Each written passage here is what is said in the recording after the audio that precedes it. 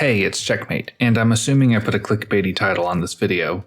To clarify, I'm not retiring from YouTube videos or from dying the dungeon, but I am retiring from speedrunning. Sure, I'll keep modding the board and making videos about speedrunning, but I'm not planning to get back into the relentless grind and improve my PB or jockey for world records. To really appreciate this decision though, I need to show you what I learned on my latest speedrun videos. With the new update, speedrun meta, and leaderboard, I wanted to complete an any % run for each frog. Trust me when I say that Lisper is the new meta for now. Certain players like Chives will grind enough and are skilled enough to make any frog fast, but runners will have their PB with Lisper and records will be broken with Lisper. For my own run, I was specifically looking to force a quick draw build. And sure enough, it only took about a dozen tries and I had 2 good runs, one of which is this one. There's a decent chance that you get a Tile 2 event, but it's a small chance that you get the Fairy event, and an even smaller chance that she offers the Mark of the Chosen. This relic is super powerful since the quick draw build is built around flash, which means you can play only 1 dice on the board multiple times. There are a couple weaknesses in that Lisper's dice start out rolling pretty low face values, especially the D4 attack, and the ants, bees, etc. will negate Mark. However, this is compensated since Lisper's board and deck are flexible enough to use boost dice to get high enough output. I got to work getting the D4 attack upgraded. It's a good practice to get rid of the 0, and having a die face roll the max of 4 means you've got a chance to maximize later if you get the Vile relic, for example. Next, I rapidly removed one of the extra dice and got an event that put flash on my D4 attack. For quick draw to work, I need to keep my deck lean and find a source of draw so I can play D4 for free over and over again, which I found right away and got a glass D8 draw die in the next battle. I put flash on the draw die. It was better than nothing even though it still had glass. Currently there is an exploit when you play a flash die on the haste spot. It acts as though the die is being played twice. I had officially achieved quick draw. My only issues now were getting Grow or Trembling Chair or some other way of scaling my attack quickly. In the forge I picked up the very same relic, Trembling Chair. I still had a problem with deck size and needed to discard a few more. I got to the Area 1 boss at around 3 minutes. I really had spent too much time in the earlier fights, and though I had the makings of a great build, it was slower than I knew I could do. The boss fight went fine, but the rewards were extremely underwhelming, with Top Hat being a fair boost in power, but nothing top tier. In Area 2, I really only had one problem with my build, and that was that I had too many dice.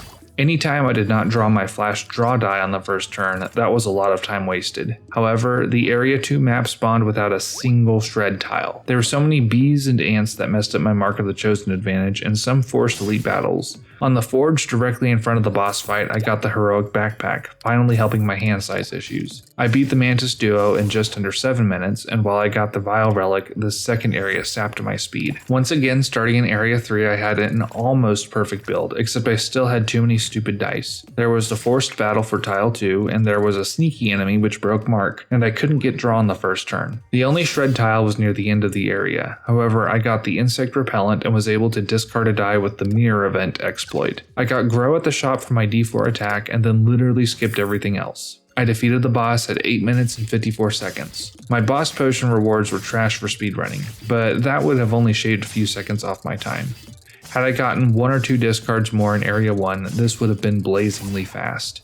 I was fine with it. I'd only been grinding for a couple hours late at night and was fine with this attempt for now. But then I began my runs with Cinder.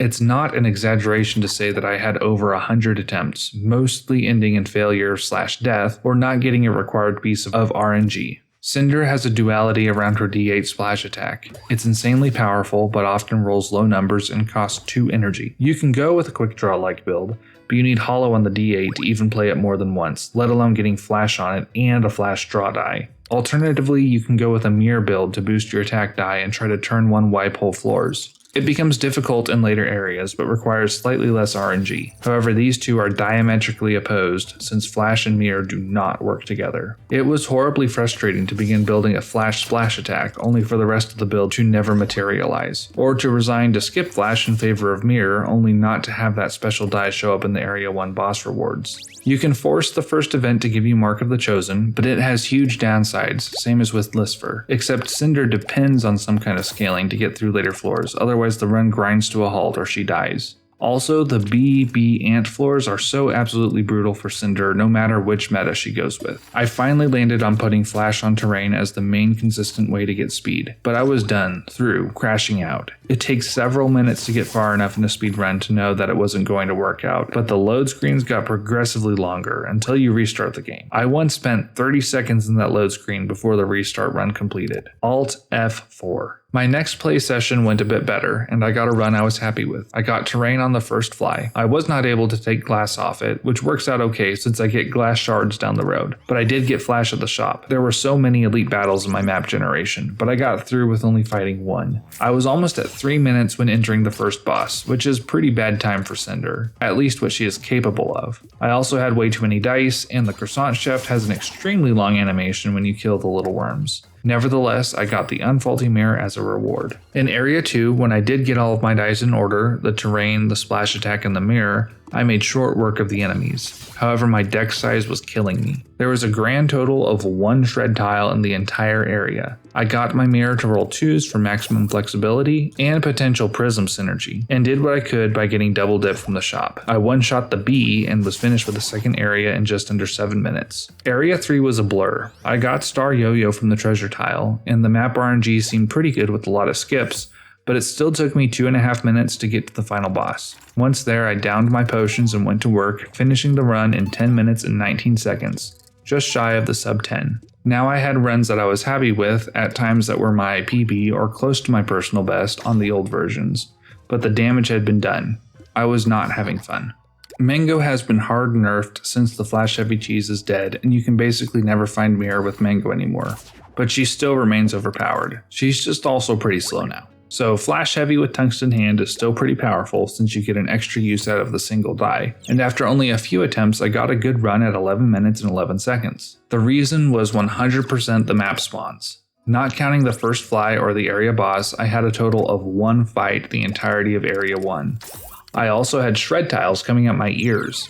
I got Flash in a free event, which is all you need along with a free sample silver upgrade just to win the game. And it was just skip, skip, skip all the way to the boss fight in 1 minute and 38 seconds. Excuse me? That's like half the time of the other characters that I went grinding at for hours. So anyway, I started blasting. And Mango is so OP that the Scorpion never got to attack. What is it with Top Hat for the boss rewards? But whatever, Area 2 slows down because I have to actually fight battles now, which is a novel concept, but I don't need anything. Like I pick up a single terrain die in case I get Flash again, but I really don't need anything. I slogged through the Queen Bee fight and got Moon Chakram, because why not? But yeah, I never ended up getting Flash. I beat the final boss anyway, and there's my triad of speedruns complete. Yep, that's me. You might be wondering how I got here. In January 2024, 138 videos ago, I, Checkmate, uploaded a 30-minute long speedrun of Die in the Dungeon Prologue. The game was newly released on Steam, and I had enjoyed the punishing turn-based battles and thoughtful strategies from playing on itch.io. The leaderboard was basically empty, so I stepped in. The first time was laughably slow, but I was proud of myself for beating the game. I compared notes with other players on Discord and rapidly improved my time until I was the one setting records, learning new strategies, and shaping the meta. This was a big deal for me, and I started making videos on the topic. Speedrunning is how I started making videos, what got me hooked in the game, and what kept me excited through the next Die in the Dungeon Origins and Next Best demo iterations.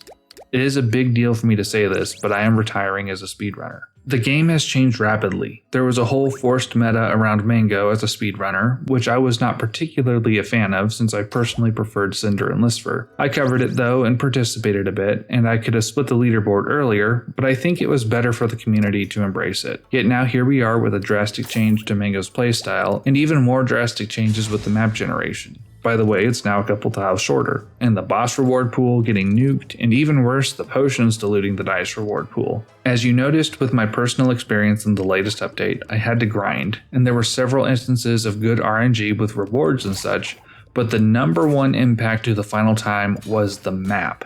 This is insane to me, because the meta has shifted so heavily into map RNG.